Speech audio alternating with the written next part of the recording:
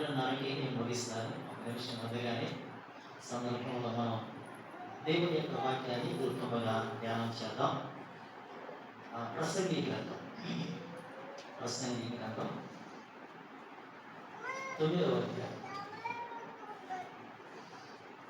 అధ్యాయం 13వ వచనం నుండి 18వ వచనం వరకు ఉన్న భాగాన్ని ఒకసారి మనం చదువుకుందాం. జాగ్రత్తగా మనసు పెట్టండి, నేను చదువుతాను. ప్రసంగి గ్రంథం 9వ అధ్యాయం 13వ వచనం నుండి 18వ వచనం వరకు. మరియు నేను జరుగు దీనిని చూసి ఇది జ్ఞానమని తలచింది. ఇది నా దృష్టికి గొప్పదిగా కనబడేది. ఏమైనా ఒక చిన్న పట్టణం ఉండేది. దాని ఎందు 1 మంది పాపం పడేది. దాని మీదకి గొప్ప రాజు వచ్చి దాన్ని ముట్టడి వేసి దాని ఎదుట గొప్ప భుజలు కట్టించాడు. అయితే అందులో జ్ఞానం గల ఒక పేదవాడుండి తన జ్ఞానం చేత ఆ పట్టణమును రక్షించాడు. అయినను ఎవరునూ ఆ పేదవాడిని జ్ఞాపకం చేసుకునలేదు. కాగా నేను అనుకుంటుంది, బలము కంటే జ్ఞానము శ్రేష్టమే కానీ పేదవారి జ్ఞానము తునైపోబడును. వారి మాటలు ఎవరను రక్షణ చేయరు. బుద్ధిహీనులలో ఏడువారి కథల కంటే మెల్లగా వినబడిన జ్ఞానుల మాటలు శ్రేష్టము. యథాయుధముల కంటే జ్ఞానం శ్రేష్టము. ఒక పాపాత్ముడు అనేకమైన మంచి పనులను చేరుకోను. లేదా మరొక చిన్న ప్రార్థన చేసుకొని మన ధ్యానాన్ని కొనసాగించుకుందాం. మరొక చిన్న ప్రార్థన. ప్రేమ కలిగిన మా ప్రియ తండ్రి, మీ మహాకృపను బట్టి మమ్మలను 11 మాసములు ఈ సంవత్సరంలో మీ కృపను తోడుగా ఉంచి అలాంటి తొందర లేకుండా ఈ 11వ మాసం ముగింపులో కూడా మమ్మల్ని మీరు తీసుకొచ్చినందుకై స్తోత్రాలు. ఈ మాసంలో చివరి దినం ప్రభా, అంతేకాదు ఈ సమయం ప్రభా మీ యొక్క అమూల్యమైన కృపకు మమ్మల్ని మేము అప్పగించుకొని మీ ఆత్మ సహాయం ద్వారా ప్రభా మీ పునరుత్థాన దినమై ఉన్న ఈ దినం మేమందరం ఏక హృదయంతో మహోన్నతులై ఉన్న మిమ్ములను మా హృదయపూర్వకంగా స్తుతించి ఆరాధించడానికి మీరు మాకు ఇచ్చిన ధన్యతను బట్టి స్తోత్రములు. మా ప్రభా చేరువచ్చిన ప్రతి బిడ్డను వారి కుటుంబాలను మీ అమూల్యమైన కృపలో జ్ఞాపకం చేసుకొని రాలేని స్థితిలో ఉన్న వారికి మీ చిత్తమైతే మరొక అవకాశం కల్పించండి. మా ప్రభా మా ప్రియులు లింకన్ కుటుంబం మా ప్రభా మరి రాజమండ్రిలో ఉంటూ ఉండగా తిరుగు ప్రయాణంలో మీ సహాయం అందించమని కూడా వేడుకుంటూ ఉన్నాం. స్థానిక సంఘంలో బాధ్యతగా నిలువబడి పనిచేస్తున్న మా ప్రియులు పేరు పేరున మీ కృపలో జ్ఞాపకం చేసుకొని అలానే ప్రభా ప్రకటింపబడిన సంగతులు స్థానిక సంఘములవి, అలానే ప్రభా బయట ఉన్న పరిస్థితులు, అలానే ప్రభా మరి జిఎంకే ఏబిఎస్ వచ్చి ప్రార్థించగలిగిన మీ కృప, ప్రకటించగలిగిన మీ సహాయం అనుగ్రహించినందుకై స్తోత్రాలు. మరి సమయంలో మరికొద్ది నిమిషాలు వాక్యమైన మీరు మాతో మాట్లాడి మా ఉదయం ప్రశ్న తీర్చమని వేడుకుంటూ ఈ ఉదయకాల దేవునితో మమ్మల్ని నింపినందుకై స్తుతిస్తూ మా ప్రభువైన యేసుక్రీస్తు వారి నామములో ప్రార్థన చేసి వేడుకుంటూ ఉన్నాము తండ్రి. ఆమేన్. ఆమేన్. ప్రభునందు ప్రియులారా, ఈ ఉదయకాలం మనం ధ్యానించడానికి దైవ గ్రంథంలో నుండి ఒక చిన్న లేఖన భాగాన్ని మనం ఎన్నుకొని చదువుకున్నాం. ఈ చదవబడిన లేఖన భాగం దీనిలో చాలా సంగతులు ఇమిడి ఉన్నాయి. వీటిని గురించి మనం ఆలోచించాలంటే చాలా సంగతులు మీరు వ్యక్తిగతంగా వాక్యాన్ని చదువుకునేవాళ్ళు, ధ్యానం చేసేవాళ్ళు మీ ఖాళీ సమయంలో మనసు పెట్టి కనుక చదివితే ప్రభువు మీకు అద్భుతమైన సంగతులు బయలుపరిచేవాడుగా ఉంటున్నాడు అనే విషయాన్ని ఎరిగి మీకు ఈ విషయాన్ని గుర్తు చేస్తున్నాం. ఇది ప్రసంగి గ్రంథము అనగానే మనందరికీ బాగా పరిచయమైన గ్రంథమే. ఎందుకంటే ప్రసంగి గ్రంథంలో ప్రత్యేక మాట ఏంటంటే వ్యర్థము వ్యర్థము వ్యర్థము కదా. సూర్యుని కింద ఉన్నవన్నీ కూడా వ్యర్థము అనే పదాన్ని మనం ఎక్కువగా ఈ గ్రంథంలో చూడవచ్చు. సొలొమోను ఎలాంటి వాడు ఉన్నాడు అంటే ఆయన గొప్ప జ్ఞానవంతుడు. ఆ జ్ఞానము దేవుడు తనకిచ్చాడు. దేవుడు తన యొక్క చిన్న వయసులోనే సొలొమోనుని నీకు ఏం కావాలో కోరుకుని అడిగినప్పుడు తాను కోరుకున్నది జ్ఞానమే. ఈ చిన్న వయసులో నువ్వు మంచి పెద్ద బాధ్యత అప్పగించావు కనుక ఈ ప్రజలను నేను ఏలాలి అంటే నాకు కావాల్సిన జ్ఞానం అవసరం కదా అని ప్రభువుని అడిగినప్పుడు తాను చేసిన ప్రార్థన దేవుడికి ఇష్టమై తనకి జ్ఞానంతో పాటు ఐశ్వర్యం కూడా ఇచ్చినట్టు మనకి కనబడుతున్నాడు. కనుక సొలొమోను సామెతల గ్రంథం అలానే ప్రసంగి మరికొన్ని కీర్తనలు కూడా రాశారు. సొలొమోను తాను ప్రాక్టికల్ అంటే తాను అనుభవిస్తూ రాసిన సంగతులు ప్రతిదీ కూడా థియరీ కాదు, ఊహించుకొని రాసింది కాదు. తన జీవితంలో తాను ఏమనుభవించాడో అనుభవించిన ప్రతి దాన్ని కూడా అది వాక్య రూపంలో ప్రత్యక్షపరిచారు. చాలా సంగతులు ఉన్నవి కానీ సొలొమోను గురించి కొన్ని సంగతులు మాత్రమే పరిశుద్ధాత్మ దేవుడు అనుమతించి సంఘానికి ఇవ్వడానికి ఇష్టపడి తన గ్రంథంలో లిఖించి మనకు అర్థమయ్యే భాషలో మన చేతుల్లో ఉంచడం అనేది మనం తెలుసుకోవలసిన సంగతులు ఉంటున్నాం అనే సంగతి ఎరిగి ప్రభువుని స్తుతిస్తూ ఉన్నాం. అయితే సొలొమోను యొక్క జీవితంలో ఒక సంఘటన గురించి వివరిస్తున్నాడు. ఏంటి అంటే 13వ వచనంలో ఆయన అంటున్నాడు, నాకు ఒకటి కనబడుతున్నది అన్నాడు. ఏంటి కనబడుతున్నది అని చెప్పేసి అంటే, మరియు నేను జరుగు దీన్ని చూసి ఇది జ్ఞానమని గ్రహించింది, ఇది నా దృష్టికి గొప్పదిగా కనబడేను అంటున్నాడు. ఒక గొప్ప విషయాన్ని ఇక్కడ తెలియపరుస్తున్నాడు. ఏంటి ఆ గొప్ప విషయం అంటే, ఇలా గమనించండి, ఒక చిన్న పట్టణం ఉంది. ఒక చిన్న పట్టణం. ఆ చిన్న పట్టణంలో కొద్ది మంది నివాసం చేస్తున్నారు. ఆ చిన్న పట్టణాన్ని ఆ కొద్ది మంది జనాన్ని ఆ కొద్ది మంది నివాసం చేస్తున్న వారిని ఒక గొప్ప రాజు వచ్చి చుట్టూ ముట్టడి వేశారు. అర్థమైందండి? చిన్న పట్టణం ఏంటి, కొద్ది మంది ఏంటి, గొప్ప రాజు రావడం ఏంటి? గొప్ప రాజు చుట్టూ ఇలా భుజులు కట్టించేసి, అంటే లోపల వారు బయటకు వెళ్ళడానికి లేదు, బయట వారు లోపలికి రావడానికి వీలు లేదు. ఆ సమయంలో ఆ కొద్ది మంది జనాల్లో ఒక పేదవాడు ఉన్నాడు. అతను ఎలాంటి అంటే జ్ఞానవంతుడు. తన జ్ఞానం చొప్పున ఆ గొప్ప రాజు చేతిలో నుంచి ఆ చిన్న పట్టణాన్ని ఆ కొద్ది మంది జనాన్ని తాను రక్షించాడు. కానీ అతను పేదవాడు కనుక అతను ఎవరు లక్ష్యం చేయలేదు. అర్థమవుతుందా? లక్ష్యం చేయలేదు. అది మనం చదువుకునే యొక్క లేఖనం మాట. ఇలా ఆత్మీయంగా మనం ఆలోచన చేస్తే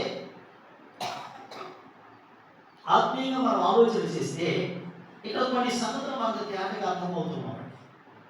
ఏంటి అవి అని చెప్పేసి అంటే, ఒక చిన్న పట్టణం అనేది ఒక స్థానిక సంఘానికి సూచనగా కనిపిస్తుంది. చిన్న పట్టణం దేనికి సూచనగా? ఒక స్థానిక సంఘానికి సూచనగా కనిపిస్తుంది. ఆ పట్టణంలో కొద్ది మంది నివాసం చేస్తున్నారే, ఆ సంఘంలో ఉంచబడిన మా విశ్వాసులకి సూచనగా కనిపిస్తుంది. అర్థమవుతుందా? ఆ గొప్ప రాజు ఉన్నాడు చూసారా, గొప్ప రాజు. అతను ఎవరంటే అపవాదికి సూచనగా కనబడుతున్నాడు. అయితే పిల్లరా గమనించండి, ఈ కొద్ది మంది జనాలలో ఒక పేదవాడు కనిపిస్తున్నాడు.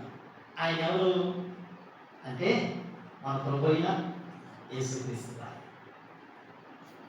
ఆ పేదవాడు ఎలాంటి వాడంటే గొప్ప జ్ఞానవంతుడు కూడా మన ప్రభువైన యేసుక్రీస్తు. ఆ చిన్న పట్టణంలో ఆ కొద్ది మందిని రక్షించింది ఎవరు అంటే మన ప్రభువైన యేసుక్రీస్తు. ఈ విధంగా మనం గమనిస్తూ ఉన్నట్లయితే ఈ భాగంలో ఉన్న సంగతులు చాలా ఉన్నవి. వాటన్నింటినీ మనం ఇప్పుడు ధ్యానం చేయడం సాధ్యపడదు కనుక నేను వాళ్ళని మీకు గుర్తు చేస్తూ ఉన్నాను. ఇప్పుడు మనం గమనిస్తున్నాం, ఈ భాగాన్ని మనం గమనిస్తున్నప్పుడు ఇక్కడ మనకి ఏం కనిపిస్తున్నది అంటే, ఒకసారి గమనించండి 14వ వచనం చివరిలో ఏమంటాడంటే, ఈ గొప్ప రాజు అనేవాడు సాతానికి సూచనగా కనిపిస్తూ ఉన్నాడు. ఆ గొప్ప రాజు సాతానికి సూచనగా కనిపిస్తున్నాడు. వాడి యొక్క లక్షణాలు ఏమిటంటే, 16వ వచనంలో వాడు లక్ష్యం చేసేవాడు కాదు. 16వ వచనంలో వాడు లక్ష్యం చేసేవాడు కాదు. 17వ వచనంలో వాడు బుద్ధిహీనుడు. 18వ వచనంలో వాడు పాపాత్ముడు. 18వ వచనంలో వాడు మన దృష్టిని దైవం చేసేవాడు, అంటే ప్రక్కకు మలిచేవాడు, అంటే నిర్ధారితల వైపు మనం చూపించేవాడు. ఇక్కడ సమస్య వచ్చినప్పుడు మనము దేని మీద దృష్టి పెడతామో మనకు తెలుసు. వాస్తవానికి ఒక విశ్వాసి ప్రభువు మీద దృష్టి పెట్టాలి, కానీ ప్రభు మీద దృష్టి పెట్టడానికి బదులుగా మనకున్న మనం వైపు దృష్టి పెడతాం. కనుక వాడు ఏం చేస్తాడో మన దృష్టి మళ్లించేవాడుగా ఉంటున్నాడు. ఈ భాగంలో 2 ప్రాముఖ్యమైన సంగతులు మనకు కనబడుతున్నాయి. 1 ప్రభువు, 2 అపవాది.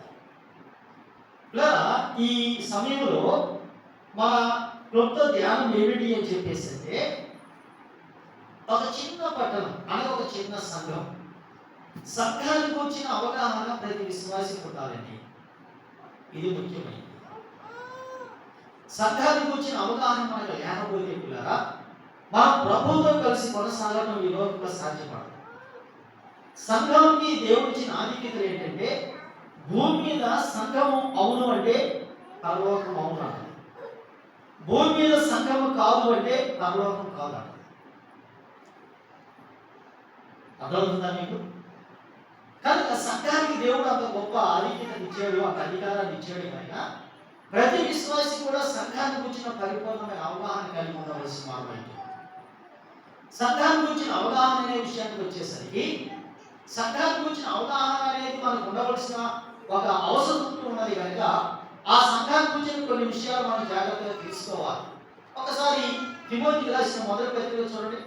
తిమోతికి రాసిన మొదటి పత్రిక 3వ అధ్యాయము 15వ వచనం చూడండి. ఏమన్నా రాయబడిందో తిమోతికి రాసిన మొదటి పత్రిక 3వ అధ్యాయం 15వ వచనాన్ని కానీ మనం చూడగలిగితే అక్కడ రాయబడ్డ మాట ఏమిటి?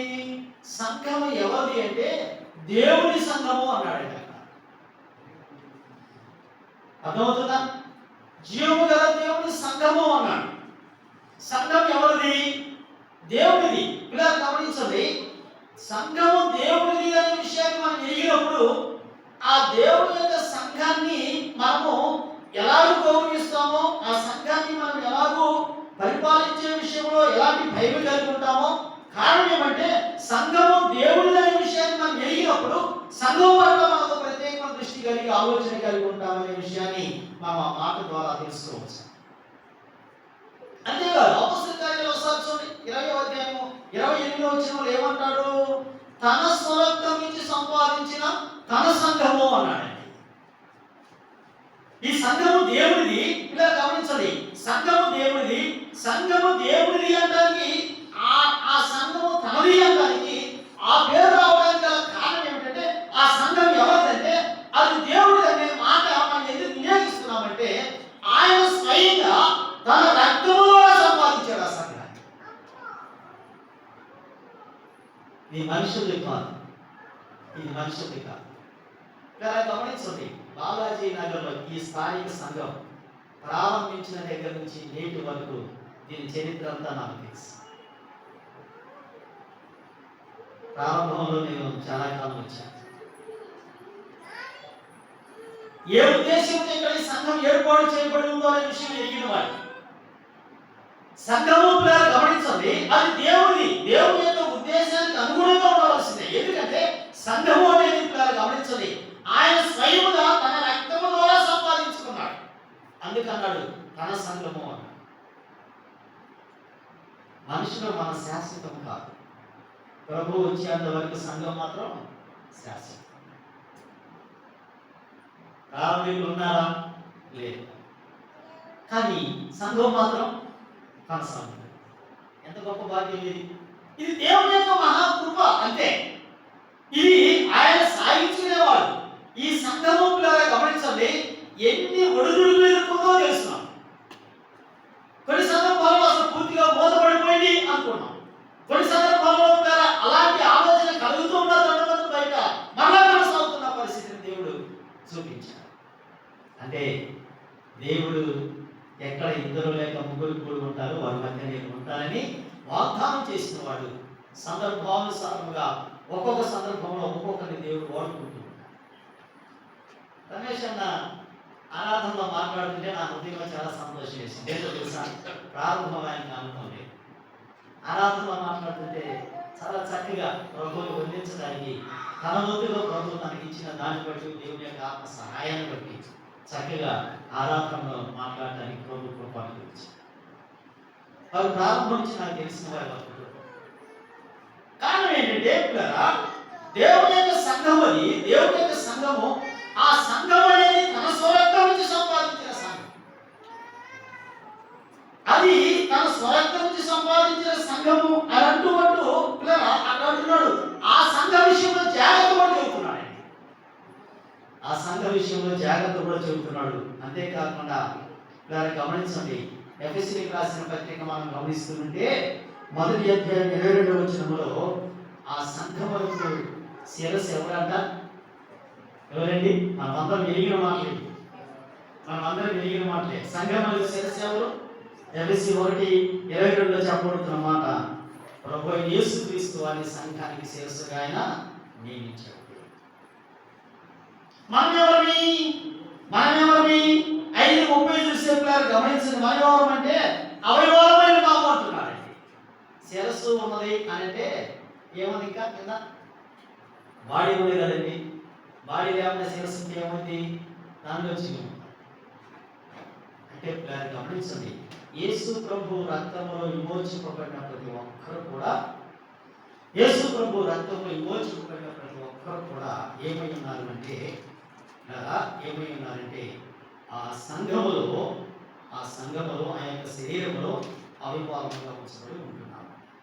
ఇక్కడ మనం కొన్ని విషయాలు జాగ్రత్తగా ఆలోచన చేయాలి. అయితే అదే మనం తిమోతికి రాసిన మొదటి పత్రిక 3వ అధ్యాయం 15వ వచనం మరొక మాట ఏమంటాడంటే, ఆ సంఘము సత్యములకు స్తంభము అన్నమాట. అంటే సత్యములకు స్తంభం అంటే ఇప్పుడు లోకంలో ఏముందండి? లోకంలో ఏముంది చెప్పండి మీరు? లోకంలో ఏముంది? అసత్యం ఉంది. లోకంలో మనం గమనిస్తున్నప్పుడు మనము ఒకప్పుడు లోకంలో ఉన్నవారిని, లోకంలో దేవుడు మనల్ని వేరు చేశాడు. లోకంలో వేరు చేసిన ఆ దేవుడు ఇప్పుడు మనను సత్యాన్ని అనుసరించడానికి, సత్యాన్ని ఎరగడానికి ఆయన ఇష్టపడుతున్నాడు. ఇంతకుముందు మనం అసత్యంలో ఉన్న మనలను దేవుడు సత్యవంతులుగా చేయడానికి ఇష్టపడి ఆయన ప్రత్యేకంగా చేసిన ప్రాముఖ్యమైన పని ఏమిటంటే, ఆయన చేసిన పని ఏంటంటే సత్యానికి స్తంభమై ఉన్న సంఘములో మనం చేశాం. ఇప్పుడు దేవుని యొక్క అభిలాష లేక ఆయన ఇచ్చ ఏంటి అంటే ఒకసారి గమనించండి. ఇదే తిమోతికి రాసిన మొదటి పత్రిక చూడండి ఒకసారి. 2వ అధ్యాయం, తిమోతికి రాసిన మొదటి పత్రిక 2వ అధ్యాయం ఒకసారి చూడండి. అక్కడ ఒక మాట మనకి మనందరికి అవసరమైన మాట ఒకటి ఉందండి. ఇక్కడ చూడండి ఒకసారి. ఇక్కడ మాట నేను గుర్తు చేస్తున్నాను. 4వ వచనం, ఆయన మనుషులందరూ రక్షణ పొంది సత్యములకు వచ్చిన అనుభవ జ్ఞానం గలవారై పొందవలనని నిశ్చయిస్తున్నాడు. 3 మాటలు ఉన్నాయి. ఈ మాటలో 3 మాటలు ఉన్నాయి. ఒకటి ఇలా గమనించండి. ఒకటి ఏంటంటే మనుషులందరూ రక్షణ పొందాలి. అదవుతుందా? మనుషులందరూ రక్షణ పొందాలి. రెండోది రక్షింపబడిన వారు సత్యాన్ని ఎరిగి ఉండాలి. సత్యాన్ని ఎరిగి ఉండిన వారు గమనించండి, దాని అనుభవపూర్వకంగా అనుభవిస్తూ ఉండాలంటాడండి. అక్కడ అంటాడు, ఇది దేవుని యొక్క ఇచ్చ, దేవుని యొక్క కోరిక. సంఘానికి దేవుడు 2 ప్రాముఖ్యమైన పనులు అప్పగించాడు. ఏంటి 2 ప్రాముఖ్యమైన పనులు అంటే, ఒకటి సంఘము లోపల జరిగే పని, 2 సంఘం వెలుపల జరిగే. ఈ రెంటికి మించింది మరి ఏదైనా కానీ ఇక అది సంఘానికి సంబంధించింది. బయట పని ఏంటి? సంఘం చేయవలసిన బయట పని ఏంటి? ఇందాక తమ్ముడు ప్రకటన చేస్తూ ఉన్నాడు, బయట మన సువార్త కొడుకులు చేయాలి అంటే నశించి నిత్య నాశనానికి వెళుతున్న ఆత్మలు మన కనుల ముందు ఎన్నో కనిపిస్తూ ఉండగా మనము రాబోతులు కూడా చీమ పుట్టినట్లు మౌనంగా ఉన్నామంటే దాని అర్థం ఏమిటి? మన అంతరంగంలో ప్రభువు తన ఆత్మకార్యం జరిగిస్తున్నాడా జరిగించట్లేదా అని మనం పరీక్షించుకున్నప్పుడు నశించిపోవలసిన ఆత్మను మన కనుల ముందు కనబడుతూ ఉన్నప్పటికీ కూడా మనం మౌనంగా ఉన్నామంటే భారమే హృదయంతో నింపబడి ఉన్నాం. ఆత్మ పట్ల భారమే హృదయంతో నింపబడి ఉన్నాం. ఆరాధనలో ఉంచబడి ఉన్నది ప్రాముఖ్యమైన సంగతి. కొరింథీయులకు రాసిన మొదటి పత్రిక 11వ అధ్యాయంలో ఏమంటాడంటే, ఆరాధనలో మనం చేసే అతి ప్రాముఖ్యమైన పని ఏమిటంటే ఆయన యొక్క మరణ పునరుత్థానాలను ప్రచురించే వారుగా ఉండాలి అన్నాడండి. ఆయన మనం సాక్షులుగా ఉండాలని ప్రభువు కోరుకున్నాడు. ప్రభువు ఎరిగిన మనము గారు గమనించండి, ఆయన ఎంతో దూరం కావాల్సిన పని లేదండి. అది అందరికీ సాధ్యపడదు.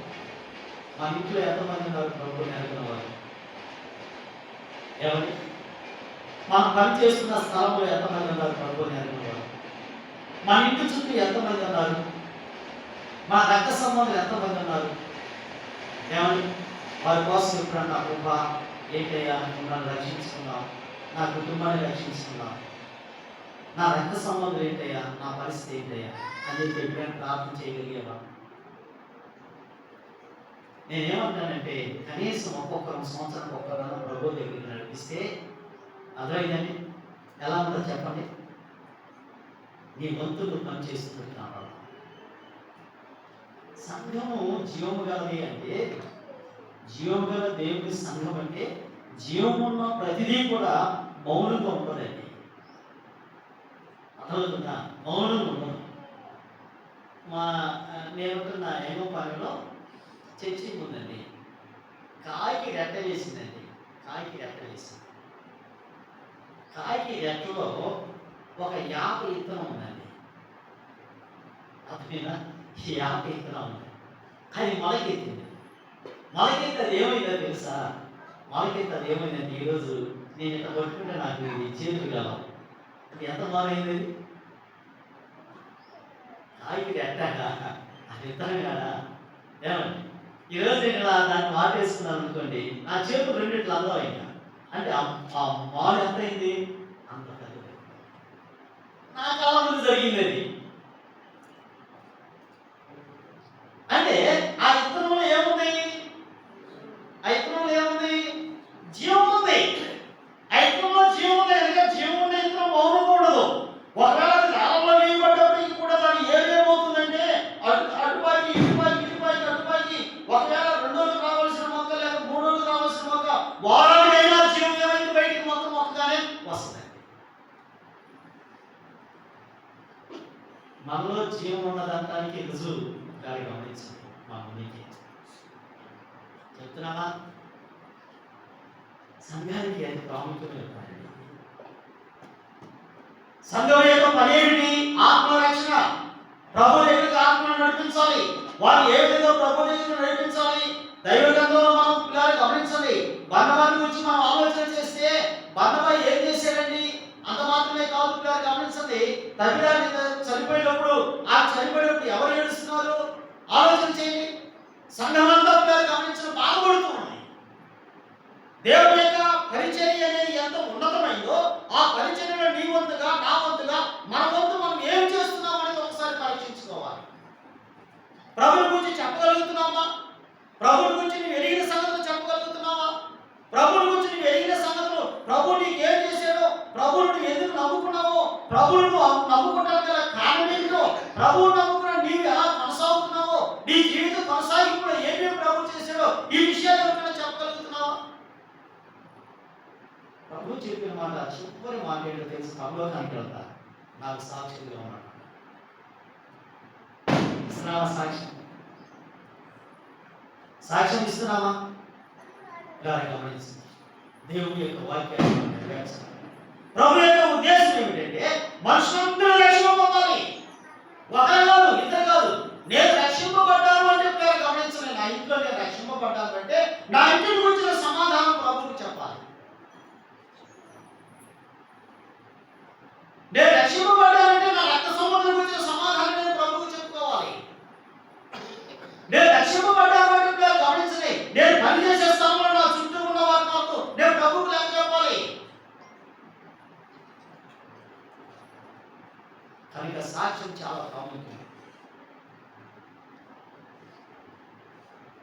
దానిలో ముఖ్యమైనది ఏంటంటే నువ్వు నోరు తెరిచి చెప్పకపోయినా కానీ నేను చూసి చెప్పాలి, ఈ మనిషి ప్రభువుని ఎరిగి ఉన్నాడు, ప్రభువుని ఎరిగి ఉన్నాడు, వారి ప్రవర్తన ఎలా ఉండొచ్చు. ఆదర్శవంతమైన జీవితం, ఆదర్శవంతమైన జీవితం. గమనించండి, గమనించండి. యెహోషువ గ్రంథంలో మనం ఒక స్త్రీని చూడవచ్చు. ఏమని ప్రార్థన చేసిందని, ఏమని అడిగిందని యోగుల వారిని, నా తండ్రి ఇంటి వారందరి రక్షణ కోసం కాదు, నా రక్త సంబంధం. యోహాను సువార్తలో మరో స్త్రీ కనబడుతుంది. నాకేం చెప్పిందని, నేను చేసినవన్నీ నాతో చెప్పినవాడు, నేను చేసినవన్నీ నాతో చెప్పినవాడు. నేను చెప్పడం కాదు, మీరు వచ్చి చూడాలి. నాకు తెలిసి ప్రభుత్వం గురించి మాట్లాడుతున్నాను, నువ్వు తెలిసి ప్రభుత్వం గురించి మాట్లాడుతున్నావు. ఈ ఉదయకాలం గమనించాలి. సంఘము చిన్నదే కావచ్చు, చిన్నదైనప్పటికీ కూడా అదొక చిన్న పట్టణం. ఆ సంగతుల గురించి సొలొమోను ఎందుకు రాస్తున్నాడు అంటే, చివరి దినాల్లో ఉంచబడి ఉన్న మనము ఆ సంఘాన్ని గురించి అవగాహన కలిగి ఉండాలని, అక్కడ జరుగుతున్న పరిస్థితులన్నీ కూడా ఆత్మీయంగా మనం అవగాహన చేసుకోవాలని ఆయన అభిప్రాయంతో నింపబడి పరిశుద్ధాత్మ దేవుడు వివాహమందున మనకి ఆ సంగతులను లిఖించి మన చేతిలో పెట్టాడంటే, దాన్ని మనం హృదయపూర్వకంగా స్వీకరించవలసిన బాధ్యత మన మీద ఉంచబడింది. అంతకు మించిన విధి మరొకటి లేదు మనకి.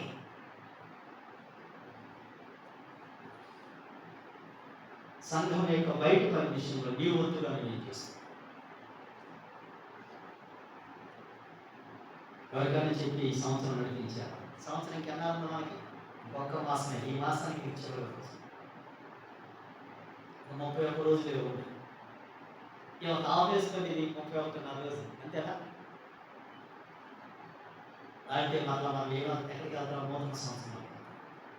ఇలా గమనించండి, ప్రభువుని అడిగిన వారు మనకు అడగను, మన ఇంట్లో వారు లేకపోవచ్చు, మన ఇల్లు పొరుగు, మనం పనిచేసే స్థలాలు ఎంతమంది లోకాన్ని గురించారండి.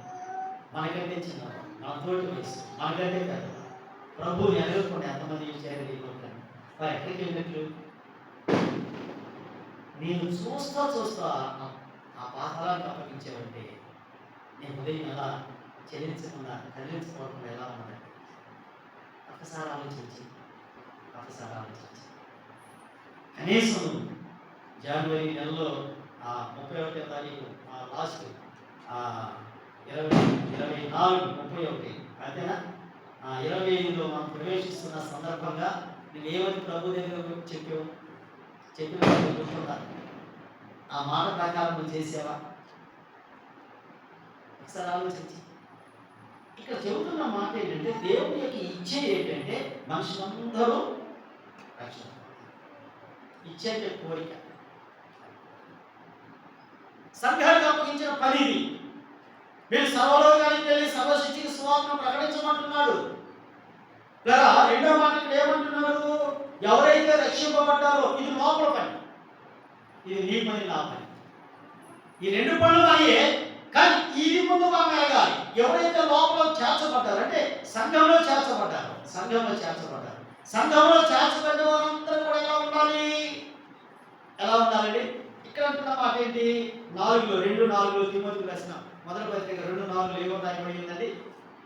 మనుషులందరూ రక్షణ పొంది సత్యమును వచ్చిన అనుభవ జ్ఞానం గలవారై ఉండాలి. ఏ విషయం అనుభవం ఉండాలి? సత్య విషయం. ప్రభు యేసుక్రీస్తు వారు యోహాను సువార్త 14 అన్నాడు, నేనే సత్యము అన్నాడు. ప్రభువుని గురించి నేను ఎంతవరకు తెలుసుకున్నా? ఏమండి, ప్రభువుని గురించి నేను ఎంతవరకు తెలుసుకోగలిగా? అంతేకాదు, గమనించాలి. యోహాను సువార్త 17 అన్నాడు, నీ వాక్యమే సత్యం అన్నాడు. వాక్యాన్ని గురించి ఎంతవరకు అవగాహన ఉంది నీకు? ఆలోచించేది. సత్యాన్ని గురించిన అనుభవం అనేది చాలా ప్రాముఖ్యమైనది. సత్యాన్ని గురించిన అనుభవం లేకుండా మనం జీవిస్తుంది. ఆ అనుభవపూర్వకమైన ఆ సత్యాన్ని గురించిన అనుభవం లేకపోతే దైవ గ్రంథం ఏం చెబుతుందో తెలుసా? మనం త్వరగా మోసపోవడానికి అవకాశం ఉంది. మన కళ్ళ ముందు కనబడుతున్న సంగతి గుర్తు చేస్తాం. కొన్ని సంఘాలు ఉన్నాయి. ముగింపులో ఒక ప్రార్థన చేస్తారు. ఏంటి ఆ ప్రార్థన చెప్పండి? ఏంటి ఆ ప్రార్థన? పరలోక ప్రార్థన. మీరు ఇక్కడ గమనించవలసింది ఏంటంటే, సిద్ధాంతపరమైన విషయాల్లో 3 విషయాలు స్పష్టంగా ప్రతి స్థానిక సంఘంలో ఉన్న ఆ విశ్వాసం విరిగి ఉండాలి. మనం ఆచరించవలసింది ఏమిటంటే, ఒకటి ప్రభువు చెప్పన్నా ఉండాలి, చేసన్నా ఉండాలి. అది మొదటి. రెండోది ప్రభువు చెప్పింది లేక చేసింది. అది అపొస్తలులు చేసన్నా ఉండాలి, చెప్పన్నా ఉండాలి. ఇది రెండోది. మూడోది ఏంటంటే, ఇదే విషయాన్ని వీళ్ళిద్దరూ చేసింది పత్రికల్లో రాసి ఉండాలి. ఈ 3 స్థానాల్లో ఏమైతే ఉంటుందో దాన్ని మనం సిద్ధాంతంగా పరిగణించాలి. ప్రభు అక్కడ వాళ్ళు ఏమడిగారు? నాకు ప్రార్థన నేర్పంగా అడిగారు. నేను కూడా ప్రార్థన చేస్తాను. ప్రార్థన లైన్ చెప్పాడు. దానికి పరలోక ప్రార్థన పేరేమి లేదు. కానీ మనం ఏం చేస్తాం? కొన్ని సందర్భాల్లో దానికి లోనైపోతాం. మనం దాని గురించి అవగాహన ఉండాలి.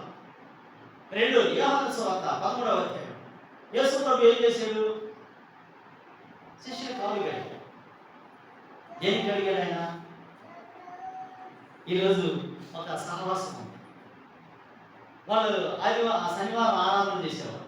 వాళ్ళు ఏం చేస్తారు? పాస్టర్ గారు ఏం చేస్తారు? చెప్పరేంటండి? కాలు కడుగుతారు. అక్కడ ప్రభు అడిగాడు. తర్వాత అపొస్తలులు ఏమైనా చేశారా? పత్రికల సంఘానికి అని చెప్పారా? వారి పరలోక ప్రార్థన గురించి పిల్లలు గమనించండి. ప్రభు అక్కడ వాళ్ళు నేర్పించారు. ఆ తర్వాత వీళ్ళు ఏం చేశారు? అదే ప్రార్థన. వారి పత్రికలు ఎలా చేయాలని చెప్పారా? ఎందుకంటే అనుభవం లేకపోతే మనం ఏం చేస్తాం? అన్నిటినీ తలకెళ్ళి వాడతాం, మోసపోవడానికి అవకాశం. అంతెందుకండి, మన వందనాలు అయ్యా అర్థమైందా? వేరే సహవాసం వాళ్ళు ఏమంటారు? ప్రైజులు అంటారు. అంటే వందనాలు కానీ ప్రైజులు అనుకున్న వ్యత్యాసం ఏంటి?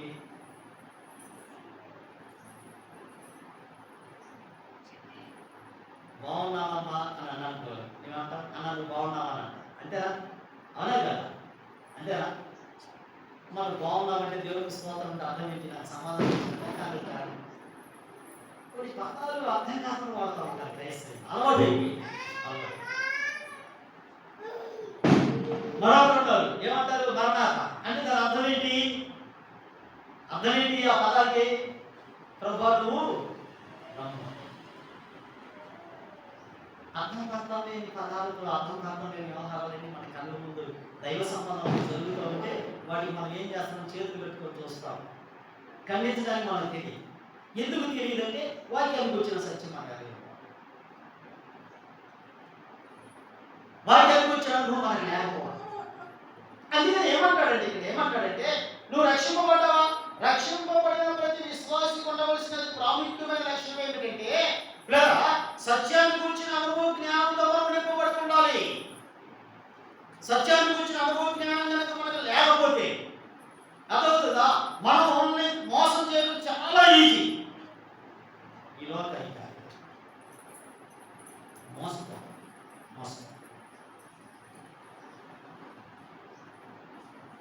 సంఘ సంబంధమైన విషయాలలో చాలా జాగ్రత్తగా. నేను పరిచయం ఎలా జరుగుతుందో తెలుసా? వాళ్ళు ఎక్కడ రక్షింపబడ్డారో తెలియదు. అదవుతుందా? సంఘాలన్నీ తిరుగుతాం, మనం చూస్తాం. ఎవరైనా ఒక వ్యక్తి మన దగ్గరకు వచ్చినప్పుడు నువ్వు ఎక్కడ రక్షింపబడ్డావు, నువ్వు ఏ సంఘం నుండి సిఫార్సు చేయబడ్డావు, మనం ఎవరో తెలుసుకోవద్దా? ఒక కొత్త వ్యక్తి మన ఇంటికి వచ్చాడంటే మీ అమ్మ నాన్న పేరేంటి అని అడుగుతాం అడగమా? మీ ఊరు ఏదైనా అడుగుతాం అడగమా? మీ ఊరు ఏదయ్యా? ఆ ఊర్లో మీ అమ్మ మీ నాన్న ఎవరు, మీరు ఏం పని చేస్తారు అడుగుతాం అడగమా? కానీ మనం ఏం చేస్తున్నాం? సంఘంలో ఎవరైనా మనం చేసుకుంటాం. వాడు ఎక్కడ రక్షణ పడ్డాడో తెలియదు, ఏ సంఘం చేత సిఫార్సు చేయబడ్డాడో తెలియదు. సంఘాల్లో కూడా చాలా మంది ఎలా ఉన్నారంటే, నువ్వు ప్రభువుని ఎరిగావా, రక్షింపబడ్డావంటే బాప్తిసం కొట్టిస్తున్నాయంట. అసలు రక్షణకి బాప్తిసానికి సంబంధం లేదు. రక్షణకి బాప్తిసానికి సంబంధం లేదు. ఏంటి ఇవన్నీ అని చెప్పారు. గమనించి ఎందుకని ఇవన్నీ గట్టిగా చెప్పవలసి వస్తుందంటే ప్రస్తుతం మనం చివరి దినాల్లో ఉంచబడి ఉన్నాం. ప్రస్తుతం చివరి దినాల్లో ఉంచబడి ఉన్నాం. ప్రభు ప్రత్యక్షం కాబోతున్నాడు. కనుక మనము సత్యాన్ని గురించిన అనుభవ జ్ఞానం అవసరం. సత్యాన్ని గురించిన అనుభవ జ్ఞానం అవసరం. మీరు తప్పనిసరిగా ప్రతి గురువారం కూడా బైబిల్ క్లాస్ని ఏర్పాటు చేసిన అపొస్తలుల కార్యాల మీద మాట్లాడతామని చెప్పేసి అంటున్నాడు గత 3 వారాల నుంచి. వినండి, నేర్చుకోండి. నాకేం పట్టని చెప్పేసి ఇళ్ళలో టీవీల ముందో లేకపోతే సెల్ ముందో పెట్టుకుని కూర్చోదాన్ని. దేవుడి యొక్క సన్నిధానంకి వచ్చి దేవుడి వాక్యాన్ని నేర్చుకుందాం. దేవుడి యొక్క వాక్యాన్ని నేర్చుకోవడం మాత్రమే కాకుండా అసలు దైవ సంబంధమైన విషయాల్లో మనం నేర్చుకోవాల్సిన సంగతులు అనేక ఉంటాయి అనే విషయాన్ని మరవకండి. నేర్చుకోవాల్సిన బాధ్యత మన మీద ఉంచబడదాం. రక్షింపబడిన ప్రతి విశ్వాసి కూడా సత్యాన్ని గురించిన అనుభవం చాలా అంటాడు. హెబ్రీ రాసిన పత్రిక ఒక మాట చూడండి. హెబ్రీ రాసిన పత్రిక 5వ అధ్యాయానికి రండి. అక్కడ ఒక మాట అంటాడు, ఒక మాట అంటున్నాడు. ఏమంటాడు ఇక్కడ 5వ అధ్యాయంలో ఒక మాట 11వ వచనం చూడండి. 11వ వచనం చూడండి ఏమంటాడంటే, ఇందులో గురించి మేము చెప్పవలసినవి అనేక సంగతులు ఉన్నవి, కానీ మీరు వినుటకు మందులైనందున వాటిని విశదపరచుట కష్టము అంటూ 12వ వచనంలో ఏమంటాడు తెలుసా? కాలంను బట్టి చూస్తే మీరు బోధకులుగా ఉండవలసిన వారు ఉండగా దేవోక్తులలో మొదటి మూల పాఠములను ఒకడు మీకు మరలా బోధించవలసి వచ్చెను. కాలాన్ని బట్టి చూస్తే ప్రభు నమ్ముకుని ఎంతకాలం అయిందండి? ఏమండి, ప్రభు నమ్ముకుని ఎంతకాలం అయింది?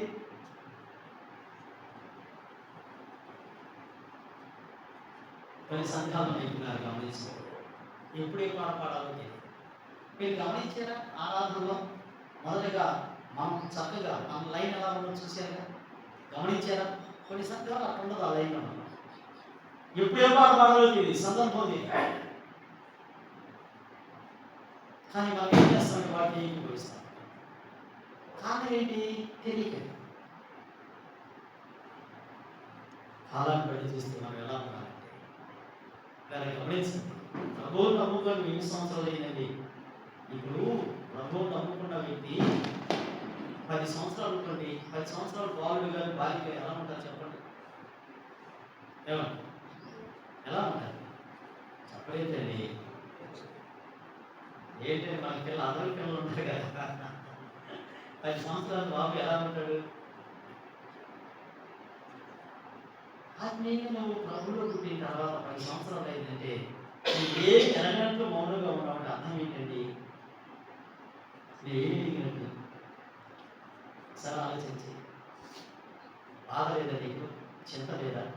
నీకంటే అనుభవించిన వారు వారి కడుపు ముందుకేసి వెళ్ళిపోతా ఉన్నారు కదా, వాళ్ళు చూసినప్పుడు నీకు ఆలోచన లేదా?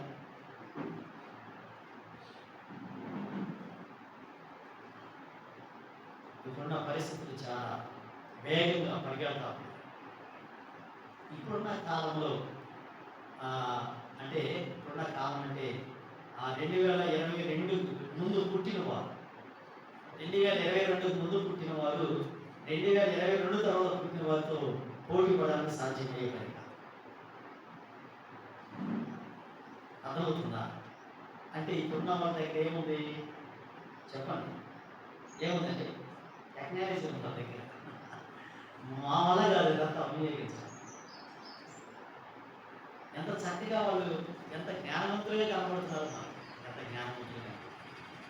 అప్పుడు వారు డబ్బును గురించి చాలా జాగ్రత్తగా చూసి ఆసి రూపాయి పోగేసి ఎవరుగా ఉండేవారు. ఇప్పుడు అలాగా అది డబ్బు అంటే లెక్కలేదండి. ఇప్పుడు డబ్బు అంటే అంత స్పీడ్ అయిపోయింది. అందుకే త్వరగా ఇలా మనం గమనిస్తుంది. మన పాఠంలో కొత్త నేను ముగిస్తున్నాను. మన పాఠంలో కొత్త ప్రసంగికి రండి. మన పాఠంలో స్థితిలో మనం గమనించే కొన్ని సంగతులు మనం తేటగా గుర్తు పెట్టుకొని మనం ముందుకు కొనసాగడం అవసరమైంటూ ఉన్నదనే సంగతిని నేను జ్ఞాపకం చేస్తున్నాను. పాఠంలో రండి ఒకసారి. ఇక్కడ మనం గమనిస్తుంటే ఆ చిన్న పట్టణం ఒక స్థానిక సంఘానికి సూచనగా కనబడుతుంది.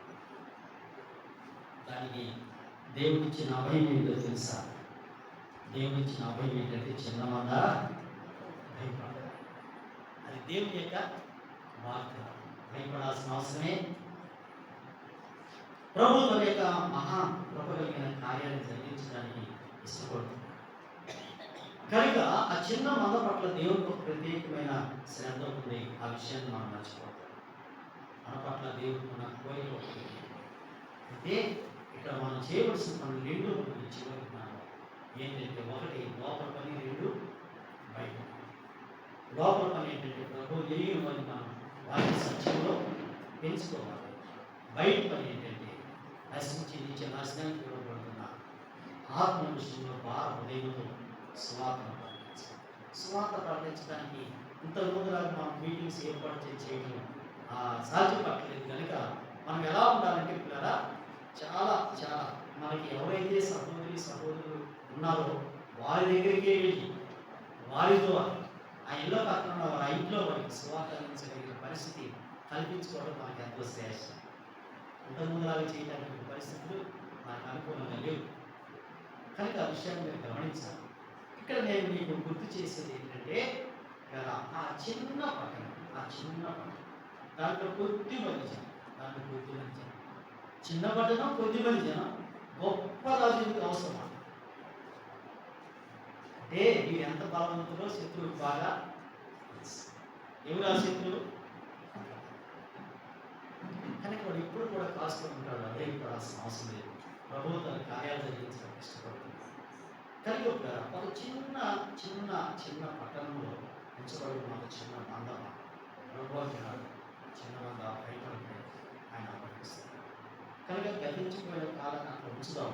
ముందున్న కాలంలో మనం చేయవలసిన ఆ రెండు పనులు చేసే విషయంలో ఒక ఖచ్చితమైన నిర్ణయంతో నింపబడి ముందుకు కొనసాగి ప్రభువుని గణపరిచి ఆయన రాక కొరకు మనం అందరం ఆయన ఎదురు నిలువబడినప్పుడు అలా కల్పించుకునే వారంగా ఉండాలని ప్రేమతో గుర్తు చేస్తాం. బలా అని మనం ఎప్పుడైతే ఆయన ఎదురు అనిపించుకుంటామంటే వాక్య సత్యాన్ని కలిగి వాక్యానుసారంగా మన జీవితాలు కొనసాగుతుంది. కానీ వాక్యానుసారంగా వాక్య అనుభవం అంటే రక్షింపబడిన ప్రతి విశ్వాసం కూడా ఏమన్నాడు ఆయన? సత్యమును గురించిన అనుభవం జ్ఞానంతో నింపబడి ఉండాలి అంటే రెండు విషయాలు చెప్పాడు. నేనే సత్యం అన్నాడు, ఈ వాక్యమే సత్యం. వాక్యం ద్వారా ప్రభువుని పరిపూర్ణంగా ఎరిగి జీవించడం మనకి ఎంతైనా యేసు ప్రభు యొక్క జీవిత చరిత్ర మనం చూడాలంటే 4 సువార్తలు మనకు చక్కగా ఆ జీవిత చరిత్ర కనబడుతుంది. సంఘాన్ని గురించిన అవగాహన కావాలంటే అపోస్తల కార్యాల గురించి మనం జాగ్రత్తగా స్టడీ చేస్తే చాలు. సంఘం ఎలా కొనసాగాలంటానికి పత్రికలు చూస్తే అవసరం. కనుక ఈ వెలుగులు కలిగి మనం ముందుకు కొనసాగి ప్రభువుని గణపరిచి ఆయన రాక కొరకు సిద్ధపడాలని ప్రేమతో గుర్తు చేస్తూ నేను ఈ మాట ముగిస్తున్నాను. దేవుడు ఈ మాట మనందరి నిమిత్తమై దీవించని కాదు. తల్లవిస్తే చిన్న ప్రార్థన చేసుకో. ప్రేమ కలిగిన మా తండ్రి, మీ మహాకృపను ఈ ఉదయకాలంలో ప్రభా ఇప్పుడున్న స్థానిక సంఘంతో కలిసి సహవాసం చేస్తాం. మీ అమూల్యమైన వాక్యాన్ని ప్రభావ పంచుకునే ప్రపంచం వేస్తాం. దేవ స్థానిక సంఘం, ఆ సంఘం పట్ల మీకున్న అభిలాష ఏమిటో ప్రభా, సంఘం చేయవలసిన 2 పనులు వాటిలో మేము ఎలా ఉన్నాం పరీక్షించుకుని ప్రభా ముందుకు కొనసాగలిగిన వారంగా మేము ఉండడానికి కృపదయ చేయమని, అలాంటి తల్లి చదవబడ్డ లేఖన భాగాలు నిత్యము మీ గ్రంథాన్ని పఠిస్తున్న ప్రియులు మనసు పెట్టి ప్రభా ధ్యానం చేసి అనేకమైన సంగతులు గ్రహించగలిగిన మీ కృపను దయచేయమని వేడుకుంటూ ఈ సమయాన్ని మా ప్రభా ఇప్పుడున్న బిడ్డలను మీ దైవ హస్తాల్లో ఉంచుకున్నాను మీరు స్థుతిస్తూ నిన్న మాత్రం మా హృదయాల్లో భద్రపరచమని మా ప్రభు యేసుక్రీస్తు వారి నామంలో ప్రార్థన చేసి వేడుకుంటూ నాము తండ్రి. స్థానిక సంఘ పెద్దలు అలాగే స్థానిక సంఘం తెలిసి ప్రేమించి అవకాశం కల్పించడానికి నేను మా హృదయపూర్వకమైన వందనాలు తెలియపరుస్తున్నాం. మీరు మీ కొరకు మేము ప్రత్యేకంగా ప్రార్థన చేస్తున్నాం. ఆ విషయాన్ని మీరు గ్రహించాలని మా కొరకు మా చిన్న పరిచర్య కొరకు కూడా మీరు ప్రార్థించాలని ప్రేమతో గుర్తు చేస్తున్నాను. మీ అందరికీ నా హృదయపూర్వకమైన